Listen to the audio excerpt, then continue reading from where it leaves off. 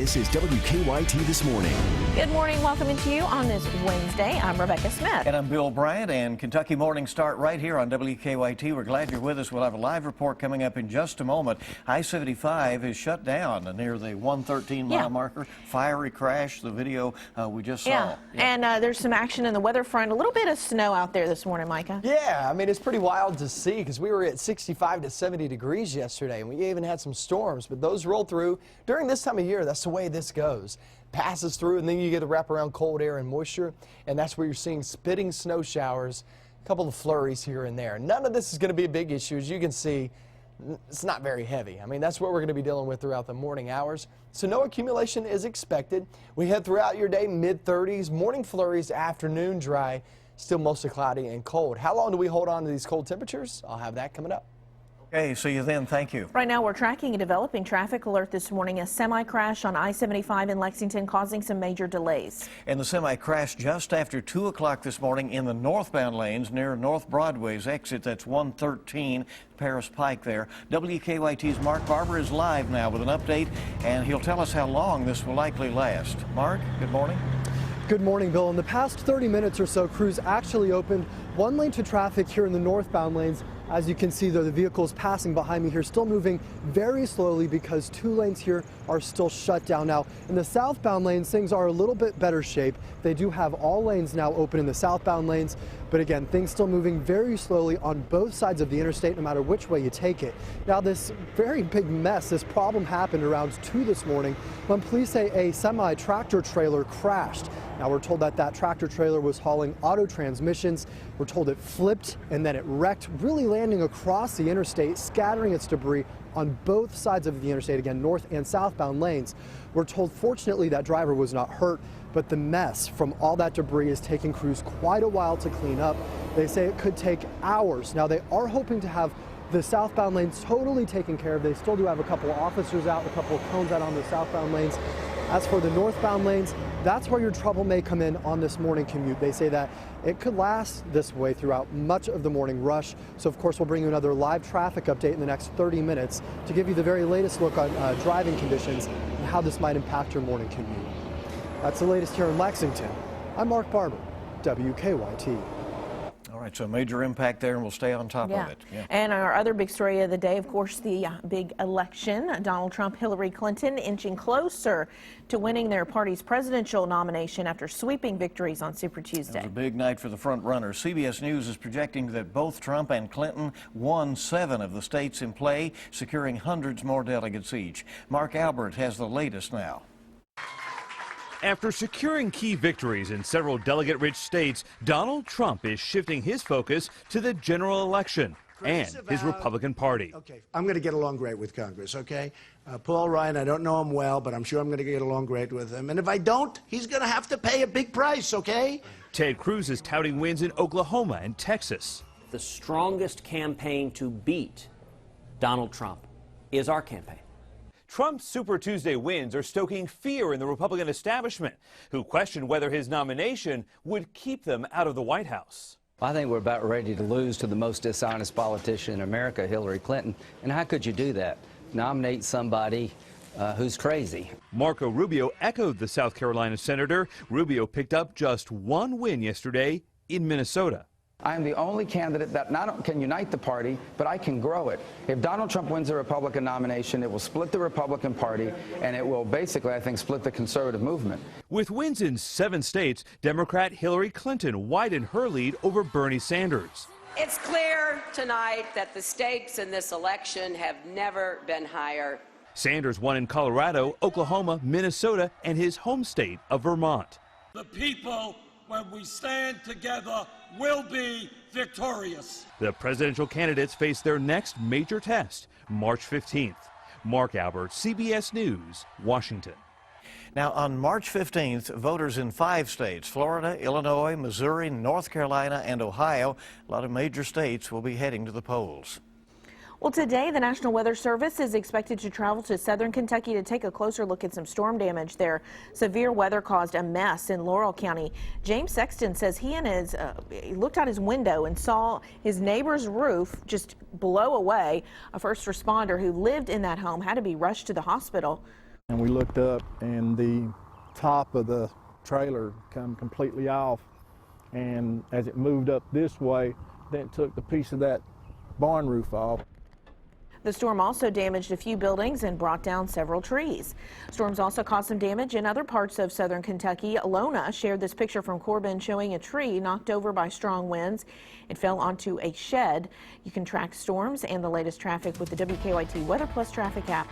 Download it for free in the app or Google Play stores. The Lexington Fire Department is needing help in finding 2 people suspected of starting a house fire. The fire badly damaged a home on East 2nd Street last May. A family lived at the home, but no one was there at the time. Lexington arson investigators have now announced that they have obtained an arrest warrant for 24-year-old Angel Benitez and 24-year-old China Benitez in connection to the case. Both of them are facing arson charges. Hundreds gathered at a public forum to discuss concern over the discovery of radioactive waste at an Estill County landfill. The county began last night's forum by explaining the waste poses no immediate danger to the public. They say investigators are currently trying to figure out where the nearly 2,000 tons of waste is buried at the landfill. Following updates with the investigation, community members were allowed to ask questions. Many voiced concerns about what else could be buried at the landfill. One person called it a time bomb. You find it and you remove it. State investigators say they will continue to test the landfill and determine what needs to be done with the radioactive waste. They say the landfill is expected to receive a violation notice sometime this week. Time is 5:07 on WKYT this morning, and the Kentucky Department of Revenue says it is now caught up on a backlog of state tax refunds. The state says a larger number of identity theft and fraud claims had slowed them down. So far, the Revenue Department says it has processed 700,000 of the 800,000 returns that it received. It's also added more call center hours to help taxpayers out. The state says if you're expecting a refund, you should have it in the next few weeks. Well, we have an update regarding the recent cyberbullying episode that happened at a Central Kentucky school. Some students at Elkhorn Middle School in Franklin County said someone's been posting vulgar things about them on Instagram. One parent called it social media bullying. The school hasn't been able to figure out exactly who's responsible, but an 8th grader at the school is trying to make a change for the better. The mother of one of the students says that student is now using an Instagram account to post positive messages and pictures about those who are being bullied. Well, after a tough loss over the weekend, the Wildcats got a much-needed win against Florida last night. Coach John Calipari announced he was tweaking his team. It appears to have worked. Terrific offense early on allowed the Cats to take a quick double-digit lead. The Gators would manage to fight back just before halftime, but the Cats proved too much in the second half. With the final score of 88-79, UK handed Florida their 4th consecutive loss. All right, a good win for the Cats at an important time. 5:08 now, WKYT This Morning, just getting started on your Wednesday. Well, his small birth size raised concerns, but now a California zoo says their baby giraffe is hitting his growth spurt. Well, that's good. We'll check in with him. And also, Whole Foods Market has issued a recall on a specific blue cheese product after tests reveal it may contain listeria. The details on that on WKYT This Morning. And we're looking at those snow showers, flurries outside. Nothing really that's going to cause us any issues, but those temperatures have really dropped. I'll show you how low we are this morning, and also we're going to be seeing more snow in the forecast. It's coming up. Now, your zone-by-zone forecast with meteorologist Micah Harris. You know, at one point yesterday in some zones in eastern Kentucky, we were at 70 degrees at one point. Then the front came on through. You had some strong to potentially severe storms, depending on where you were, especially south and southeast. That's where we had a couple of cells that just kept rolling through. But then once that passed through, you start to feel those winds change, right? It really picked up as those showers passed right after those storms. That was that front that was pushing in, cold air funneling in back behind that, and we dropped it from 65 to 70 degrees to the upper 20s, lower 30s right around midnight. I mean, it was a quick drop, and there's your look outside with that cold air, wrap around moisture, and here you go with some flurries or even a couple of snow showers flying across the region. Will this cause any issues? Absolutely not. Not expecting any. We're looking up toward the northeast, AA Highway, and also 68. Go down 62 as you work your way back toward Mount Olivet and Robertson County. You're getting some snow showers this morning. A few flakes down toward Moorhead and Rowan County, and also go down 64. But remember, all this is moving southeast, and all this is very light. Jackson, there in Breathitt County. You're looking pretty snowy this morning, and that goes for the mountainous regions in southeastern Kentucky as you go at the interchange of 119 and also 460 right there in Pikeville, heading northbound up to Paintsville in Johnson County. We're looking good in terms of anything on the ground. Nothing expected. These temperatures on the ground, 40 to 50 degrees. It's hard to overcome when you're just spitting snow showers like this. This is flurries right here, and nothing really causing many issues. 29 degrees in Lexington. We're at 28 in Richmond and also Danville, Moorhead, my friends, in Rowan County. That goes for Lakeview Heights. Go up Highway 11, Maysville Road, all the way from Bath County into Fleming County. And we're looking just fine this morning. 127 and 27 have heard no issues.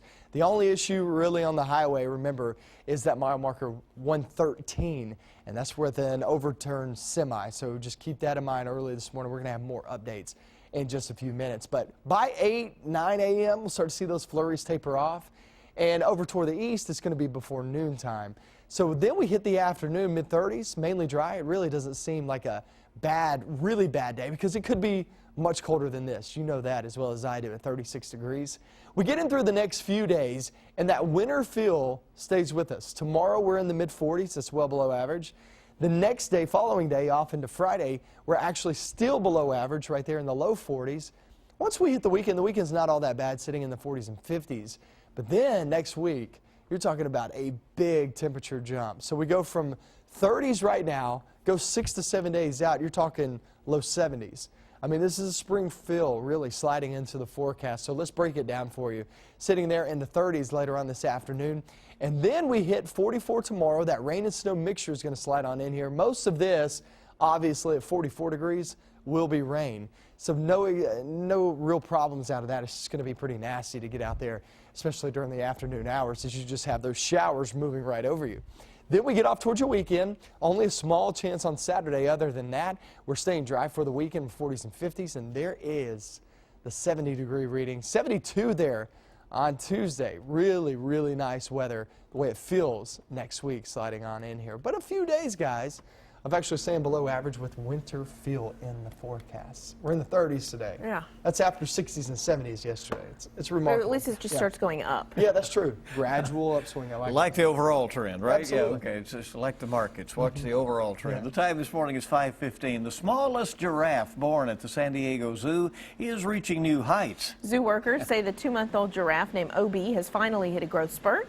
At birth, the zoo says OB stood at 5'3" tall and 117 pounds at birth, which is considered tiny for a normal infant giraffe. But now they say he's more than 270 pounds and nearly 7 feet tall. Wow. OB's caretakers say despite the calf's tiny start, he's now growing at a normal rate for giraffes. They say on average, giraffes usually grow anywhere from 14 to 18 feet tall. So. All right. Put some perspective on it, right? Right. It's going to be a big old giraffe someday. Yeah. Beautiful animal. Yeah, absolutely. All right, it is 5:16 in the morning on WKYT, and it's great to have you with us here on your Wednesday. Yeah, when we come back, we have a look at your money. How Target is using Barbies to promote body image. Plus, we'll tell you the best and worst cities to retire. I'm Hannah Daniels in New York. I'll have those stories and much more coming up in your CBS Money Watch report. Good morning. Welcome back in. WKYT this morning on the air on your Wednesday. Hope it's a good start to your day. We're right now hitting 5:20. So what are the best places to retire and what are the worst? Lamborghini is showing off its newest car. Hannah Daniels has the latest on your money. Stocks finished up on Tuesday. The Dow added 348 points. The Nasdaq had its biggest gain since August with 131. Thinking about where you want to retire, you might want to consider moving out west. Bankrate.com came out with its list of the best and worst places to retire. Wyoming came in at #1, followed by South Dakota and Colorado. The survey looked at a combination of low cost of living, below average crime, and overall well-being. New York came in last on the list at #50. When you think of positive body image, Barbie may not come to mind, but Target is using the iconic doll to promote its plus-size swimwear line. The retailer says the campaign is part of an ongoing plan to promote body acceptance and confidence. Earlier this year, Mattel released curvy, tall, and petite versions of the doll. Lamborghini has unveiled its most powerful model yet, and it's already sold out. The $2 million, 770-horsepower sports car was unveiled at the Geneva Auto Show as a tribute to the founder of Lamborghini's 100th birthday. Only 40 are being built, and all of them have already been purchased. That's your CBS Money Watch report. For more, log on to cbsmoneywatch.com. In New York, I'm Hannah Daniels. All right, some sharp-looking vehicles there. Well, Whole Foods has recalled Maytag raw milk blue cheese nationwide. It's over a possible listeria contamination. Store officials say that recent tests done in Iowa revealed the presence of listeria bacteria in 2 lots of products. The recall involves cheese sold in packaging like that you see there. Maytag Dairy Farm suspended both production and distribution while the cause of the problem is being determined. Whole Foods says no illnesses have been reported in connection with the recall. Well, the idea of self-driving cars may seem appealing, but a recent survey shows different. According to AAA, 75% of drivers say they would not feel safe in a self-driving car. However, 60% said they would like to get some kind of self-driving feature, such as automatic braking or self-parking. Some advocates of self-driving cars argue they would be safer than cars driven by humans because they can't get distracted or drive when tired or impaired. AAA says about 1,800 drivers took part in the survey. I guess Google's self-driving car recently got into an accident. I was going to say, and every time there is a problem, it's national news. Yeah, it is. So they're going to have to prove themselves, those self-driving cars. Yeah, more testing to be done. You got it. Hey, it's great to have you with us. Wednesday morning, Hump Day on WKYT this morning with a lot more news coming up. Sports is up next. Scalabissiere was in the starting lineup, and the Wildcats pick up a much-needed win on the road at Florida. Those highlights are next in sports. Looking across the way, seeing the road conditions looking pretty good this morning. Remember, we're still looking for a few flurries, a couple of snow showers. But other than that, I mean, it's really not a bad start to the day, just due to the fact that none of this is going to stick to the ground. So dry roads as you take off, but heads up for a few flurries and a few snow showers. Now, we're going to take a look toward the next few days and look at that winter pattern coming up in your full forecast just a few minutes. First, let's check out sports, see what's going on.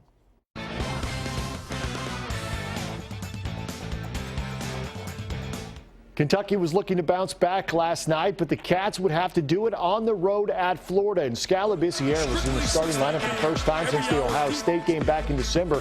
He hits the hook, but he also picked up 2 early fouls, but still good to see him back and producing. Tyler Eulis struggled offensively at Vandy. He nails the 3 here. Cats on a 9-0 run. They led by 10. The lead went to 14, but Florida would rally. Casey Hill with the steal and the slam. Florida pulls within 2 at 34-32. Then Tyler Eulis playing with 2 fouls feeds Marcus Lee, and the Cats led 36-32 at the half. Into the second half now, Jamal Murray starts to heat up. The UK lead was 5. Tyler Eulis from way out, and the lead balloons to 10. Tremendous ball movement here on the break. Eulis feeds Poitras. 11 assists for Eulis last night and 19 points. Not bad. Murray, the 3 out of the corner. He finished with 21. The 9th straight game with 20 or more points for Jamal Murray. And then Eulis throwing the lob to Marcus Lee.